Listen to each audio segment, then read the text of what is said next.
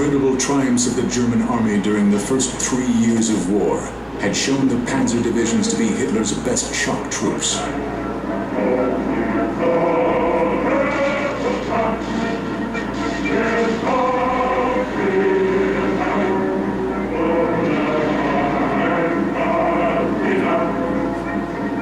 The Panzer's spirit of determination, cunning and cool-bloodedness, had ensured rapid victory on the battlefield.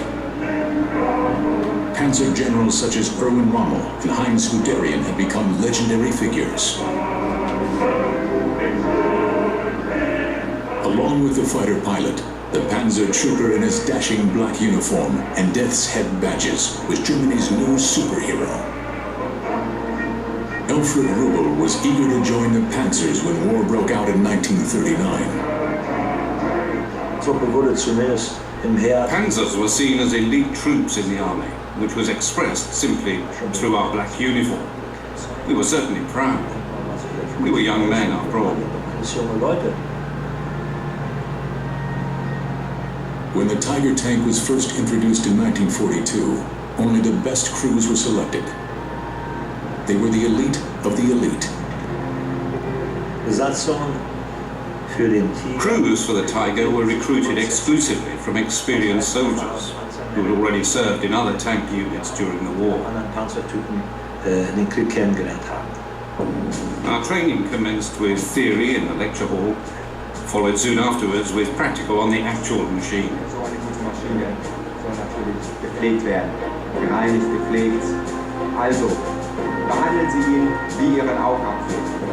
Instructors explained the Tiger's advanced technology, using pamphlets about the care and maintenance each trooper was expected to carry out. The 5-man crew trained together, familiarizing themselves with the tank until they understood every aspect of their new weapon. They particularly welcomed the superior protection the Tiger offered its crew, with nearly 4 inches of frontal and over 3 inches of side and rear armor. It was the world's most heavily armored tank. My first impression, I was disappointed. It was a dinosaur, not an elegant vehicle as I had imagined. I expected it to be like the T-34. However, when we got to know and learn how to apply its power, it became the superior tank on any battlefield to the end of the war.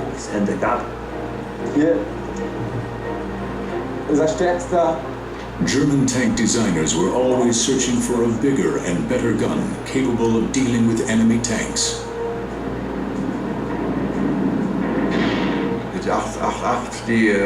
The 88mm gun was superior to any other gun at that time.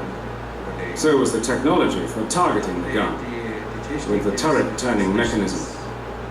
The gunner stood with his foot on 2 rockers. If he pressed his foot forwards, the turret would turn to the right. If he pressed it backward, it turned to the left. In training, gunners and loaders were timed with a stopwatch and only passed if they completed their tasks within a set number of seconds. Some of the top crews were even trained by Luftwaffe instructors, experts on the 88mm gun. The radio operator sat next to the driver and manned the forward machine gun located in a ball mounting on the offside of the front armor plate.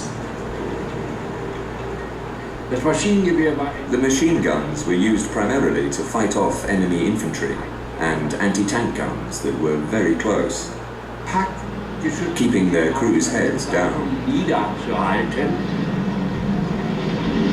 Tiger tank drivers were selected with great care.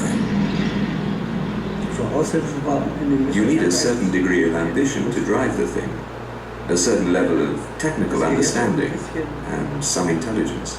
Technische Kenntnisse und ein bisschen Intelligenz dazu. Manche haben im Panzer. Some people were afraid and claustrophobic in the tank, but you couldn't have that. The driver had to be calm, which had a positive effect on the rest of the crew.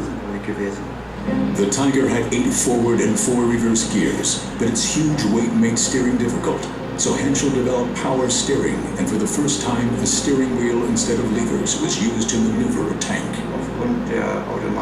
Because of the power of steering, you could basically steer the Tiger with one finger. And the half-automatic gear shift was also much better than any other tank that we had. The initial role for the heavy Tiger tank was to be the iron fist of the Panzer divisions, punching a hole in enemy lines. A Panzer division, the cornerstone of German strategy, usually consisted of a Panzer regiment, about 200 tanks, divided into 3 battalions.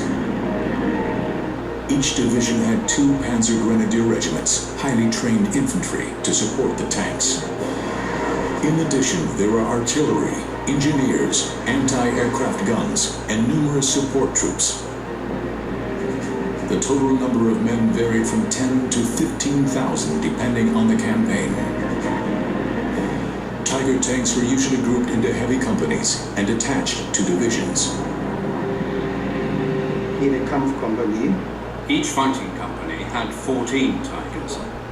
And then in each company we had vehicles for maintenance troops, company vehicles for logistics, fuel provisions, ammunition supply, food, and so on.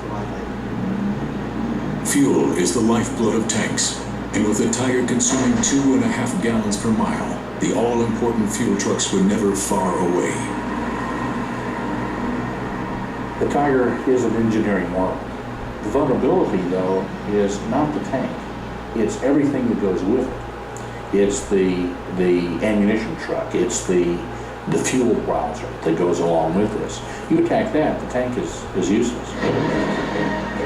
Tiger units often included light and medium tanks, such as the Mark IIIs and IVs. These tanks were needed to perform numerous duties for which the Tiger was not suited, like scouting and escort duties. This left the Tiger to do what it did best, destroying the enemy at long range. The Tiger tank, with its highly trained crews, was ready for combat. Its sheer size and appearance, together with its large, deadly gun, was about to make the Tiger a legend.